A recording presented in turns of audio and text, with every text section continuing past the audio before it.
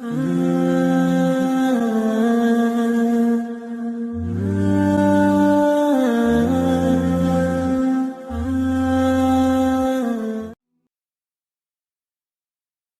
اللہ الرحمن الرحیم۔ السلام علیکم۔ حضرت مالک بن دینار رحمۃ اللہ علیہ دنیا داری سے ہمیشہ دور رہتے تھے۔ یہاں کی رنگینیوں اور دلکشیوں کو دیکھ کر مالک بن دینار رحمۃ اللہ علیہ پر ایک قسم کا خوف طاری ہو جایا کرتا تھا۔ ایک مرتبہ بصرہ میں کوئی امیر آدمی فوت ہو گیا اور اس کی وسیع جائیداد اور مال و دولت کی وارث اس کی اکلوتی لڑکی ٹھہری، جو کہ انتہائی خوبصورت اور قیامت خیز شخص کی مالک تھی۔ ایک دن اس لڑکی نے حضرت ثاقب نبانی رحمۃ اللہ کی خدمت میں حاضر ہو کر کہا کہ وہ نکاح کرنا چاہتی ہے۔ حضرت ثابت نبانی نے پوچھا کہ تم کس سے نکاح کرنے کی آرزو مند ہو؟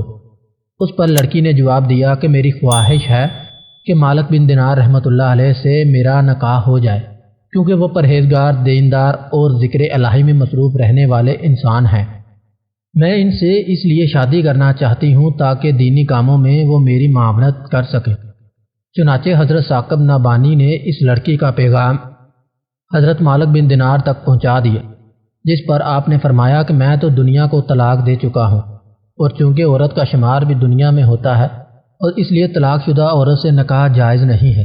ایک مرتبہ حضرت مالک بن دینار ایک کشتی میں سفر کر رہے تھے۔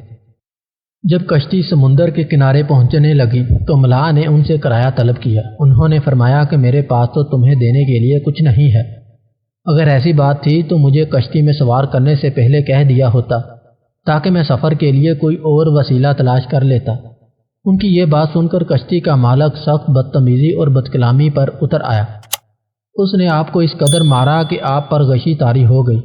کشتی والا بہت ہی ظالم اور سنگ دل انسان معلوم ہوتا تھا۔ اس نے اس پر اتفاق نہ کیا، بلکہ جب آپ کی غشی دور ہوئی تو اس نے آپ سے دوبارہ کرایہ طلب کرتے ہوئے کہا کہ اگر تم نے کشتی میں سفر کرنے کا معاوضہ ادا نہ کیا تو میں تمہیں دریا کی طوفانی موجوں کے سپرد کر دوں گا۔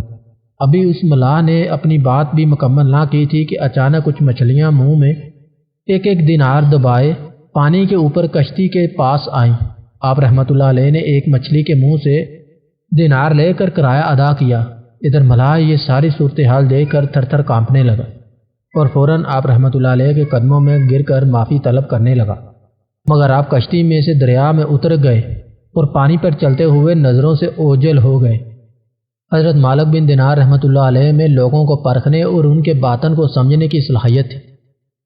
ایک مرتبہ حضرت مالک بن دینار رحمۃ اللہ علیہ کسی مریض کی مزاج پرسی کے لیے تشریف لے گئے۔ وہاں پہنچ کر جب آپ رحمۃ اللہ علیہ نے دیکھا کہ مریض قریب المرگ ہے اور زندگی کے آخری سانس لے رہا ہے تو آپ رحمۃ اللہ علیہ نے اسے کلمہ پڑھنے کی تلقین فرمائی، لیکن وہ کلمہ پڑھنے کی بجائے بار بار 10 اور 11 کہتا رہا۔ آپ رحمۃ اللہ نے اس کا سبب دریافت کیا۔ آپ نے جب ایک مرتبہ پھر کلمہ پڑھنے کے لیے کہا تو مریض نے نقاہت کے عالم میں بتایا کہ جب وہ کلمہ پڑھنے کی کوشش کرتا ہے تو اس کے سامنے آگ کے 2 پہاڑ آ جاتے ہیں اور آگ کے شعلے اس کی جانب لپکتے ہیں۔ حضرت مالک بن دینار رحمۃ اللہ علیہ نے مریض کے پاس کھڑے دوسرے لوگوں سے پوچھا، یہ شخص سود کا کاروبار کرتا ہے؟ لوگوں نے کہا، حضرت یہ بات بالکل درست ہے، لیکن آپ نے کیسے جانا؟ اس پر حضرت مالک بن دینار رحمۃ اللہ علیہ نے فرمایا کہ جس شخص کو دم آخر دشواری نظر آئے تو سمجھ لو کہ وہ کم تولنے والا اور سود کھانے والوں میں سے تھا۔